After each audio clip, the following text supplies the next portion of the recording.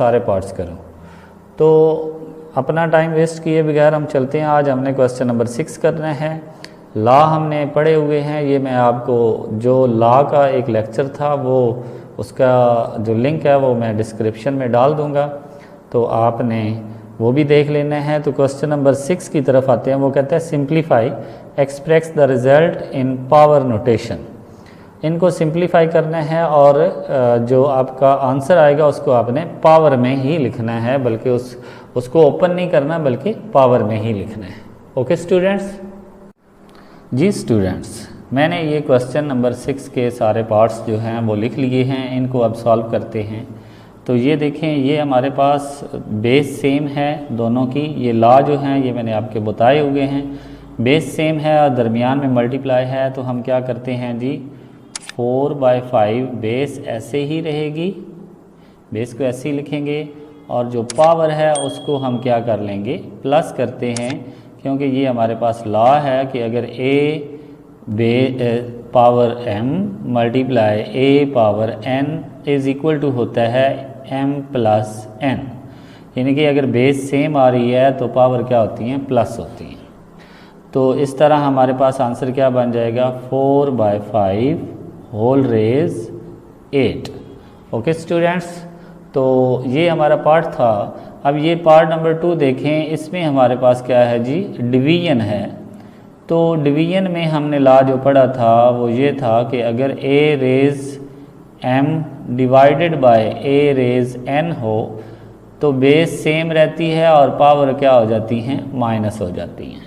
Okay, तो अब ये बेस देखें दोनों में सेम है, 3/4 दोनों में आ रहा है, तो 3/4 ऐसे ही आ जाएगा और पावर जो है वो माइनस हो जाएगी। 6 - 4 इज़ इक्वल टू हमारे पास क्या आ जाएगा, 3/4 होल रेज 2।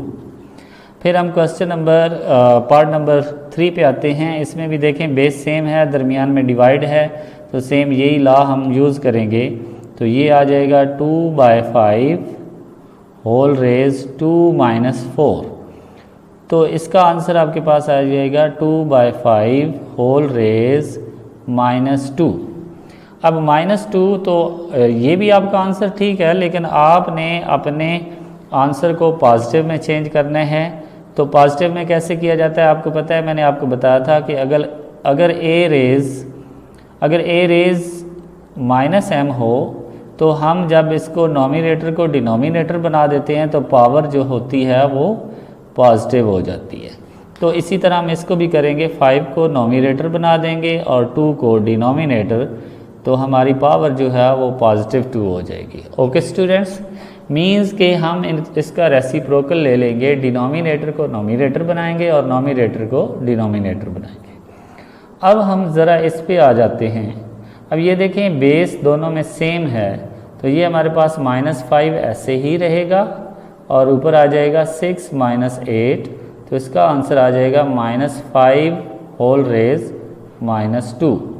अब ये देखें इसके नीचे कोई वैल्यू नहीं है, तो आपको पता है जिसके नीचे कोई वैल्यू नहीं होती क्या होता है, 1 होता है। तो इसको आप लिख सकते हैं -5/1 होल रेज -2।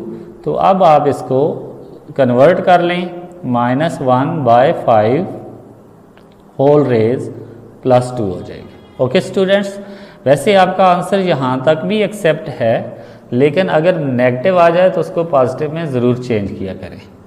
तो नेक्स्ट क्वेश्चन की तरफ बढ़ते हैं। जी स्टूडेंट्स, नेक्स्ट क्वेश्चन नंबर 7 है सिंप्लीफाई द फॉलोइंग।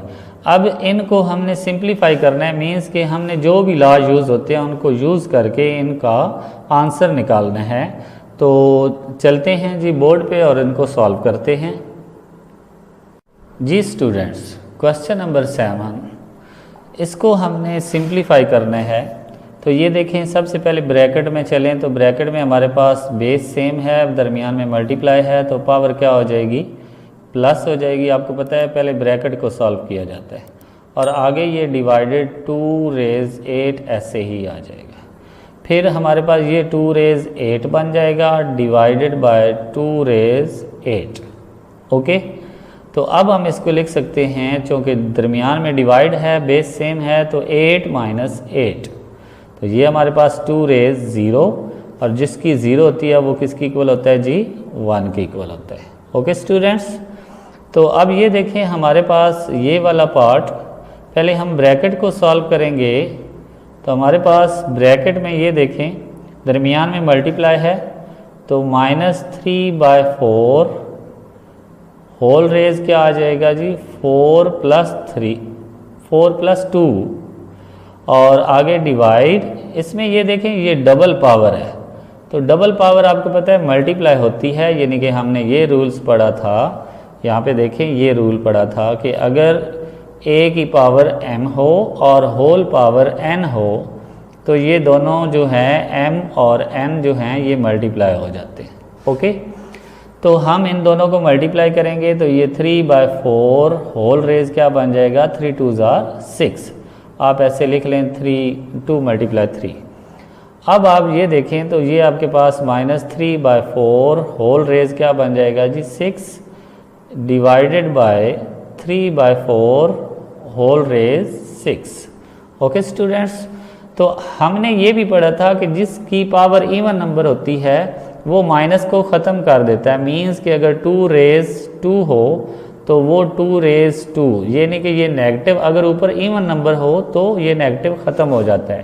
तो इस तरह हम इसको भी कह सकते हैं 3/4 whole raise 6 divided by 3/4 whole raise 6। तो अब ये भी हमारे पास क्या बन गया जी, 3/4 whole raise 6 - 6 is equal to क्या बनेगा, 3/4 होल रेज 0 और 0 is equal to 1। Okay students, अब लास्ट पार्ट इस क्वेश्चन का हमारे पास है जी 1/5। ये दोनों अब ये देखें डिवाइड हो रहे हैं, तो हम लिखेंगे 3 होल रेज 5, ये डिवाइड हो रहा है -4। अभी आप इसको ऐसे ही लिखें। ओके, तो ये आपके पास आ जाएगा 1/3 होल रेज 1 आ जाएगा डिवाइडेड बाय, अब ये भी मैंने आपको बताया था जिसके ऊपर कोई पावर नहीं होती क्या होती है, 1 होती है। तो 1/3 डिवाइडेड बाय 1/3 मीन्स के 1 इसकी पावर आ जाएगी, और अब बेस सेम है तो पावर क्या हो जाएंगी, माइनस हो जाएंगी। 1 - 1 1/3 होल रेज क्या बन जाएगा जी, 0 is equal to 1। Okay students, तो इसी के साथ हमारा क्वेश्चन नंबर 7 भी ख़त्म हुआ। नेक्स्ट हम क्वेश्चन नंबर 8 की तरफ बढ़ते हैं जी। क्वेश्चन नंबर 8 में वो कहता है fill in the blanks statement correct, यानी कि हमने एक ऐसी यहाँ पे फिल इन ब्लैंक्स लगानी है कि हमारी स्टेटमेंट करेक्ट हो जाए। तो स्टूडेंट्स ये भी इतना सिंपल नहीं है, आपने इसको सॉल्व करके लगाना है। तो चलते हैं बोर्ड पे और इसको सॉल्व करते हैं जी स्टूडेंट्स। तो इसकी हमने फिल इन ब्लैंक्स लगानी है। तो सबसे पहले ये देखें इसकी पावर, अब इनके नीचे कुछ नहीं है तो क्या है, 1 है, तो इसको भी मैं 1/2 लिख लूँगा, मल्टीप्लाई ये भी 1/3 आ जाएगा, होल रेज 2 आ जाएगा। ओके स्टूडेंट्स, तो आगे इसकी भी पावर नेगेटिव है, तो पॉजिटिव करने के लिए ये मैं 8 को ऊपर ले जाऊंगा और 3 को नीचे ले आऊँगा, तो पावर +1 हो जाएगी। ओके स्टूडेंट्स, तो अब ज़रा इन दोनों को पहले मल्टीप्लाई करें। तो ये देखें 1 × 1 ऊपर आ जाएगा, 2 × 3 नीचे आ जाएगा, होल रेज क्या आ जाएगी, 2 आ जाएगी, मल्टीप्लाई -8/3 पावर 1 लिखने की ज़रूरत नहीं है। अब हम आगे बढ़ेंगे तो हम लिखेंगे 1/6 होल रेज 2 मल्टीप्लाई -8/3। तो 1 का स्क्वायर 1 को 1 टाइम, यानी कि 1/6 मल्टीप्लाई 1/6 मल्टीप्लाई -8/3। तो यहाँ पे देखें अगर कोई कैंसिल आउट हो रही है तो उसको आप कैंसिल कर लें। तो ये देखें 2 पे कैंसिल हो रहा है, 2 3s are 6 और 2 4s are 8। अब ऊपर हमारे पास सिर्फ 4 रह गया है -4, और नीचे हमारे पास 6 × 3 रह गया। तो हम लिखेंगे 1 × 1 मल्टीप्लाई -4 और नीचे 6 × 3 × 3। तो इसको भी अब हम कैंसिल कर सकते हैं। ये देखें 2 2s are 4 और 2 3s are 6, अब हम नीचे हमारे पास, ऊपर हमारे पास 1 मल्टीप्लाई -2 रह गया और नीचे 3 मल्टीप्लाई 3। तो ये आ जाएगा हमारे पास, ऊपर -2 ही आ जाएगा और नीचे 3 3 ज़ार 9, 9 3 ज़ार 27। नेक्स्ट पार्ट पे चलते हैं जी स्टूडेंट्स। तो फर्स्ट फिल इन ब्लैंक्स में -2/27 आ गया। अब नेक्स्ट पे चलते हैं, उसको सॉल्व करते हैं जी। तो यहाँ पे देखें, अब हम इसको क्या करेंगे, इसके नीचे कुछ नहीं है 1, इसके नीचे भी कुछ नहीं है 1, तो ये हम लिख लेंगे जी 1/4 और ये भी हमारे पास 1/3 डिवाइडेड बाय, अब ये हमारे पास क्या आ गया है जी, ये हमारे पास आ गया है 1/12। ओके, क्योंकि इसकी भी पावर नेगेटिव है।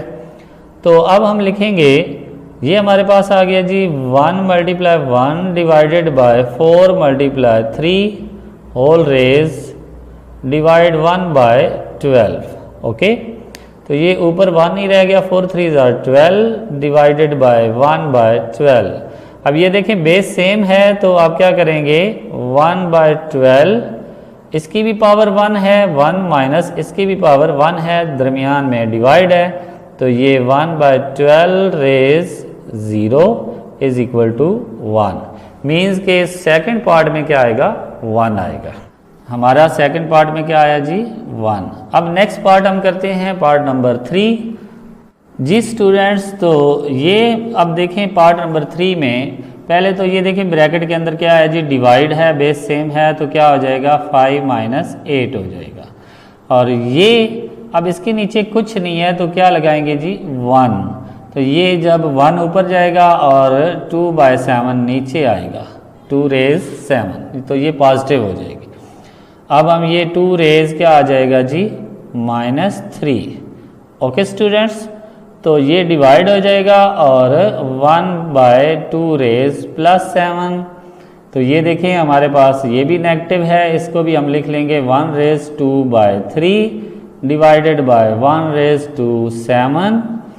अब ये देखें अगर हम 1 की भी पावर 3 ले लें तो कोई मसला नहीं है, हम इसको लिखेंगे 1/2 whole raise 3 divided by 1/2 whole raise 7, क्योंकि 1 की कोई भी रेज ले लें आंसर 1 ही रहता है। तो अब ये देखें दरमियान में डिवाइड है, तो 1/2 होल रेज 3 - 7, तो ये हमारे पास आंसर बन जाएगा 1/2 होल रेज -4। तो ये अब 1/2 जो है ये क्या बन जाएगा 2/1 बन जाएगा और पावर क्या हो जाएगी पॉजिटिव हो जाएगी। और आपको पता है नीचे 1 लिखने की ज़रूरत नहीं, तो ये 2 रेज 4, और 2 रेज 4 का क्या मतलब होता है 2 × 2 2 2 ज़ार 4, 4 2 ज़ार 8, 8 2 ज़ार 16। ओके स्टूडेंट्स, तो इसी के साथ आज का हम लेक्चर ख़त्म करते हैं। नेक्स्ट लेक्चर में हम नेक्स्ट क्वेश्चन करेंगे। अगर आपने मेरा चैनल सब्सक्राइब नहीं किया तो मेरे चैनल को सब्सक्राइब करें, साथ में बेल आइकन को प्रेस करें ताकि मेरी हर आने वाली वीडियो आप तक पहुंच सके। ओके स्टूडेंट्स, अल्लाह हाफिज़।